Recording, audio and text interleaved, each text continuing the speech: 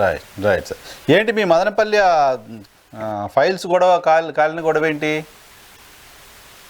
నేను సరే సాంకేతికంగా ఏంటో చెప్పలేను కానీ దానికి పైకి చెప్తున్న కారణాలు కొంచెం అంత సవ్యంగా లేవు. అంటే ఆ దగ్ధం జరిగిపోయిన దాని వల్ల ఏదో అయిపోతుంది అంటే పెద్దిరెడ్డి రామచంద్రారెడ్డి గారు వాళ్ళకి సంబంధించిన వాళ్ళు ల్యాండ్ రికార్డ్స్ ఏదో ధ్వంసం చేయడం కోసం ఇవన్నీ చేశారనే దాన్ని నేను అంత కరెక్ట్ అనిపించట్లేదు. అంటే రామచంద్రారెడ్డి గారి పైన విమర్శలన్నీ విచారణలో తేలుతుంది, మనం దాంట్లో ఏమి చేయలేము.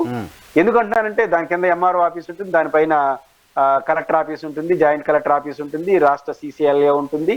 మనకు ఆన్లైన్ పరిపాలన కదా, దాదాపు ఫైల్స్ నాశనం చేయడం ద్వారా ఏదో జరిగిపోతుందని అయితే నేనైతే అనుకోను. రాష్ట్రాలు ఏముంటాయి ఫైల్స్ లో, కింది నుంచి పైకి అదే జరుగుతుంది కదా. కాబట్టి ఫైల్స్ నాశనానికి ఏదో జరుగుతుందని నేను అనుకోను.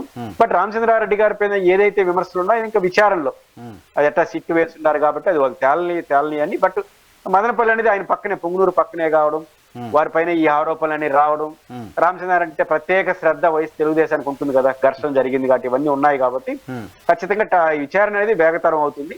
బట్ మదనపల్లిలో సబ్ కలెక్టర్ కార్యాలయాన్ని దగ్ధం చేయడం ద్వారా సాక్షులు పోతాయని అయితే నేనైతే అనుకో. ఏదో జరిగి ఉండాలి. కాన్స్పిరసీ, ఇద్దరు ఆర్డీఓలు అక్కడ ఉన్నారు, ముందు రోజు వాళ్ళు వచ్చారు, లోపల ఏదో ఆయిల్ క్యాన్ పెట్టారు, ఇవన్నీ మాట్లాడుతున్నారు. విచారణలో దేని అని చెప్తున్నారు, సాక్షాత్తు డీజీపీ చెప్తున్నారు దానిపైన అనుమానాలు ఉన్నాయని. అంటే అనుమానాలు ఉండడానికి అభ్యంతరం ఏముంది? అనుమానం దేనైనా అనుమానించవచ్చు. ఇప్పుడు విద్యుత్ ఘాతం వల్ల జరిగిందా, షార్ట్ సర్క్యూట్ వరకు జరిగిందా, ఏం జరిగింది అనేది తేలాల్సిన అవసరం ఉంది. బట్ అనుమానించడానికి లాజిక్ ఏముంది? ఎవరిష్టం వాళ్ళది కదా. డీజీపీ గారు చెప్పింది అనుమానమే, ఆఫీసర్లంతా చెప్తుంది అనుమానమే, ఏదో ఉంటుందని. అనుమానం ఎప్పుడైనా చేసుకోవచ్చు, అది పెద్ద ఇబ్బంది ఏం లేదు. కానీ నా అసెస్మెంట్ ప్రకారం ఆ కార్యాలయాలు దగ్ధం అయిపోయినంత మాత్రాన రామచంద్రారెడ్డి గారికి సంబంధించిన ఫైల్స్ అన్ని క్లోజ్ అయిపోతాయని మాత్రం నేను అనుకోను. ఎందుకంటే పైన ఒకటి ఉంది, కింద ఒక 2 కార్యాలయాలు ఉన్నాయి, పైన ఒక 2 కార్యాలయాలు, సిసిఎల్ఏ ఆన్లైన్ పరిపాలన ఉన్నాయి కాబట్టి దాని కారణంగా సాక్ష్యాలు పోతాయని అయితే నేను అనుకోను. ఇంకా రాజకీయంగా రామచంద్రారెడ్డి గారు వాళ్ళకి ప్రత్యర్థిగా ఉండడం అనేక కారణాలకి ఇంకా నడుగుతుంది.